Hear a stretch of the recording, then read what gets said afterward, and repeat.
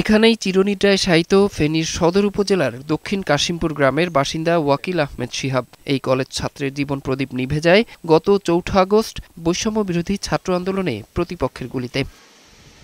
ছাত্র জনতার আন্দোলনের সময় ফেনীতে শিহাবের মতো প্রাণ হারান আরও কয়েকজন। পাশাপাশি গুলিবিদ্ধ হয়ে পঙ্গুত্ব বরণ করেছেন অনেকে। শুধু তাই নয়, আন্দোলনের মুখে ৫ই আগস্ট শেখ হাসিনার দেশত্যাগের পর জেলায় বের হওয়া আনন্দ মিছিলেও চলে প্রতিপক্ষের হামলা, যে হামলাতেও আহত হন অনেকে। এই ঘটনাগুলোর সাথে যারা জড়িত তাদের বিচারের আওতায় আনার উদ্যোগ নিয়েছে হতাহতদের পরিবারের সদস্যরা। বিভিন্ন থানায় মামলা করেছেন। যারা এভাবে আমার ছেলেরে করছে, এভাবে তিনটা গুলি করছে, তাদের আমি বিচার চাই। এই হামলায় একটা স্পিন্টার বুলেট আমার চোখের ভিতরে তাকানো অবস্থায় ঢুকে যায়, যার কারণে আমার রেটিনা পর্দা ছিঁড়ে গেছে। পুলিশ জানিয়েছে এসব ঘটনায় এখন পর্যন্ত ৮টি হত্যা মামলা সহ মোট ১৭টি মামলা হয়েছে। আসামি করা হয়েছে কয়েক হাজার মানুষকে। এখন পর্যন্ত ১.৫ শতাধিক আসামি গ্রেফতার হয়েছে। বাকিদের গ্রেফতারে অভিযান চলছে বলে জানিয়েছে পুলিশ।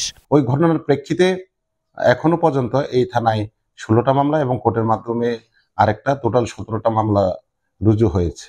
বিভিন্ন তথ্যপত্র এবং ভিডিও ক্লিপ দেখার পরে যেগুলো আমরা শনাক্ত করেছি সেগুলোকে আমরা আটক করেছি। আমাদের অভিযান পরিচালনা হচ্ছে।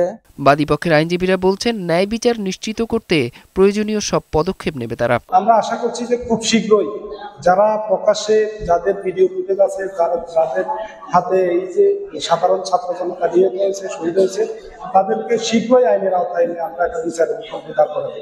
প্রয়োজনে আন্তর্জাতিক অপরাধ ট্রাইব্যুনালের দ্বারস্থ হওয়ার কথাও জানিয়েছেন সংশ্লিষ্টরা। ডেস্ক রিপোর্ট, বৈশাখী সংবাদ।